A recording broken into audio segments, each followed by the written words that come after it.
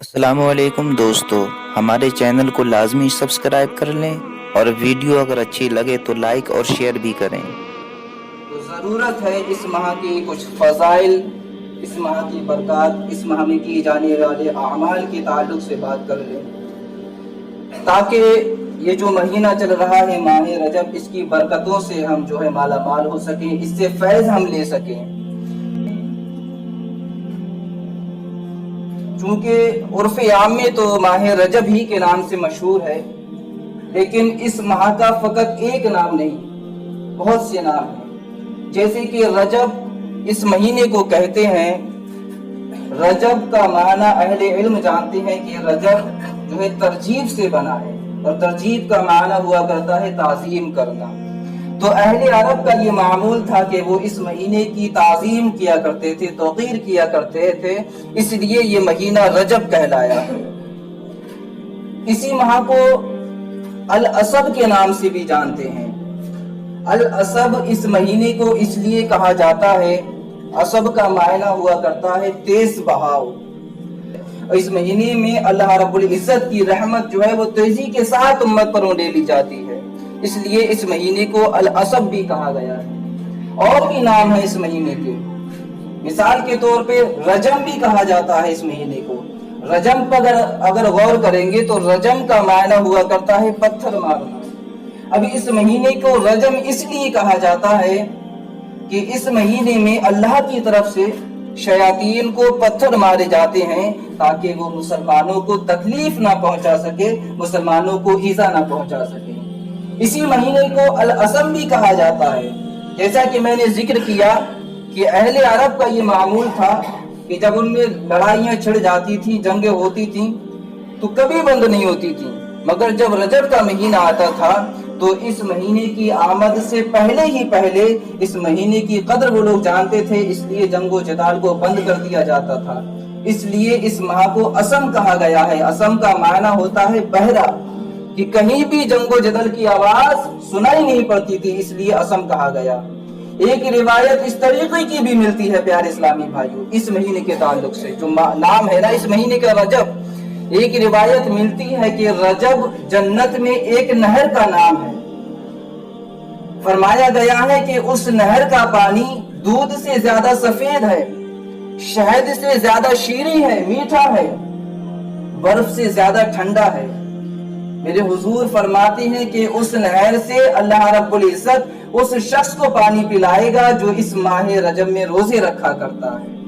یہ برکتیں ہیں اس مہینے میں روزے رکھنے والوں کے لیے۔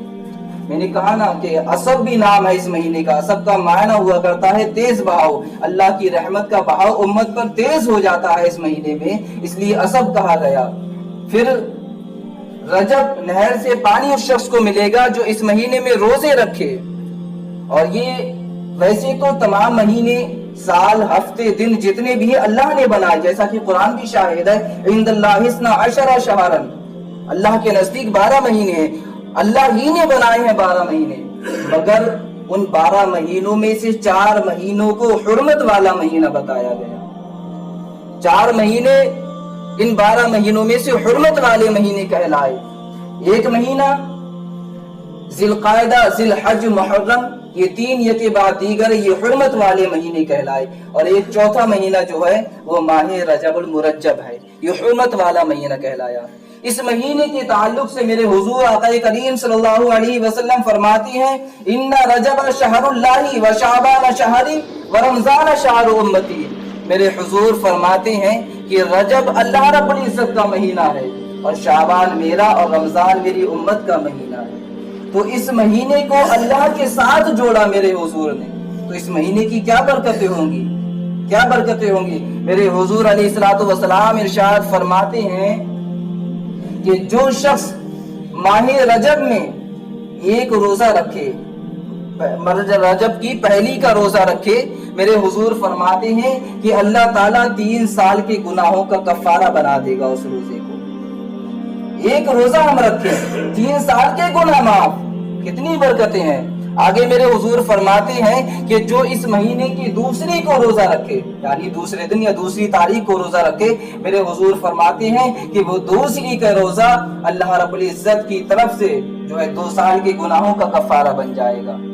میرے حضور فرماتے ہیں کہ جو اس مہینے کی تیسری کا روزہ رکھے، تیسرے دن کا یا 3 تاریخ کا روزہ رکھے، میرے حضور فرماتے ہیں کہ وہ 1 سال کے گناہوں کا کفارہ ہو جاتا ہے۔ پھر جو ہر دن روزہ رکھتا رہے، میرے حضور فرماتے ہیں کہ ہر دن کا روزہ 1 مہینے کے گناہوں کا کفارہ ہو جاتا ہے۔ کتنی اللہ کی رحمتیں ہم پر اترتی ہیں اس مہینے میں کہ ہم نے مہینے بھر گناہ کیے، سال بھر گناہ کیے، 3 سال گناہ کرتے رہے متبادل، 1 روزہ رکھا اور 3 سال کے گناہ معاف، کتنا بہتر آفر ہے۔ تو اس ماہ کی ہمیں اور آپ کو قدر کرنی ہوگی۔ یہ جو وقت گزر رہا ہے اس کو یوں ہی مت گوا دینا، اس ماہ کی نسبت اللہ کے ساتھ جوڑی ہے حضور۔ اور ایک چیز اور میں پیارے اسلامی بھائیوں، جو روزے رکھنے والوں کے لیے جو فضیلت احادیث میں آئی ہیں وہ تو آئی ہیں۔ روزے اگر ہم اس مہینے سے رکھنا شروع بھی کر دیں، پہلی چیز تو یہ کوئی فرض روزے نہیں ہیں، یہ نفلی روزے ہیں، 1 رکھا چھوڑ دیا، 2 رکھے چھوڑ دیے، کوئی بات نہیں، مگر اگر ہم ابھی سے روزے رکھنے شروع کر دیں تو رمضانوں تک پہنچتے پہنچتے یہ روزہ رکھنا ہماری عادت میں آ جائے گا۔ پھر اللہ کی ذات سے امید ہے کہ ماہ رمضان کا کوئی روزہ ہم سے ترک نہیں ہوگا، اگر ابھی سے ہم روزے رکھنے کی عادت جو ہے ڈال دیں، ابھی سے روزے رکھنے شروع کر دیں۔ میرے حضور علیہ الصلوۃ والسلام کی بے شمار روایتیں اس طریقے کی مل جائیں گی ماہ رجب کے تعلق سے۔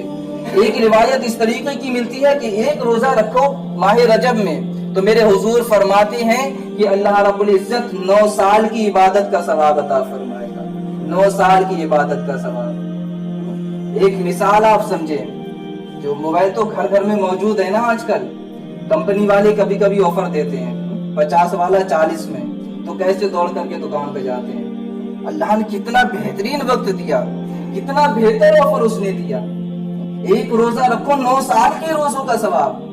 کیا اس کو نہیں لیں گے ہم؟ کیا اس کو نہیں حاصل کرنے کی اللہ سے توفیق مانگیں گے؟ اس ماہ کی برکتیں اگر کوئی بیان کرے تو بے شمار ہیں۔ ایک روایت ملتی ہے اس طریقے کی، بس اتنا ملاحظہ فرما لیں کہ دمشق میں ایک عورت رہا کرتی تھی، جن لوگوں نے سنتیں نہیں پڑھی ہیں وہ سنتیں ادا کر لیں۔ ایک عورت رہتی تھی جس کا یہ معمول تھا کہ بڑا سادہ سا لباس پہنا کرتی تھی، اور جب رجب کا مہینہ آتا تھا تو اس مہینے میں وہ ٹاٹ کا لباس پہن لیا کرتی تھی۔ ٹاٹ جانتے ہیں نا، ٹاٹ کا لباس پہن لیا کرتی تھی۔ تو اتفاق ایسا ہوا کہ جب اس بار رجب کا مہینہ آنے کو تھا تو یہ بیمار ہو گئی، اور اس کو ایسا لگنے لگا کہ اس کی زندگی کی ڈور جو ہے وہ منقطع ہونے والی ہے، چند سانسیں بچی ہیں۔ تو ایک نوجوان لڑکا تھا اس عورت کا، اس نے اپنے بیٹے کو بلایا اور کہا، اے میرے فرزند، اگر میرا اس مہینے میں انتقال ہو جائے تو تمہیں میرے معمولات پتہ ہیں کہ جب رجب کا مہینہ آتا ہے میں ٹاٹ کا لباس پہن لیتی ہوں، قیمتی غذائیں، قیمتی لباس چھوڑ دیا کرتی ہوں، اگر اس مہینے میں میرا انتقال ہو جائے تو مجھے اسی کفن میں دفن کر دینا، یہ ٹاٹ کا ہی کفن مجھے دینا اور دفن کر دینا۔ اب اتفاق ایسا ہوا کہ اس خاتون کا انتقال بھی اسی مہینے میں ہو گیا۔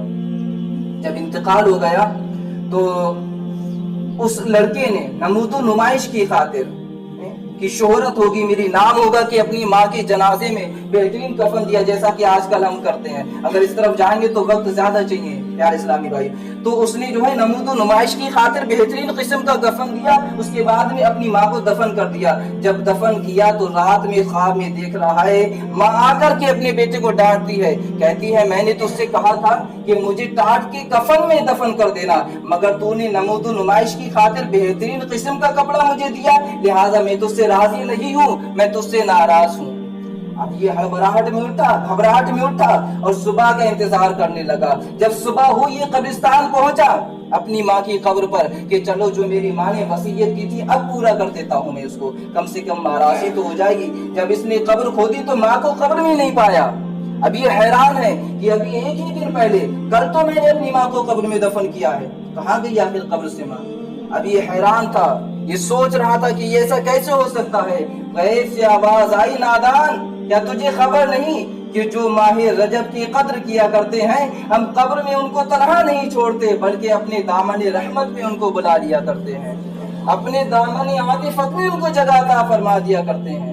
तो इस माह की बरकतें लूटें, इस माह से फैज हासिल करें, रोजे रखें। अगर मुतवातिर नहीं रख सकते तो छोड़ कर रखें और ज्यादा से ज्यादा इबादत की जो है इसमें कसरत करें, नमाजों की पाबंदी करें, कुरान करीम की तिलावत करें। अल्लाह के हुजूर दुआ है जो भी मुझसे बोलने में लग़ज़िशें कोताहियां हो गई हों अल्लाह ताला माफ फरमाए। व आखिरु दावाना अल्हम्दुलिल्लाहि रब्बिल आलमीन। अस्सलाम वालेकुम।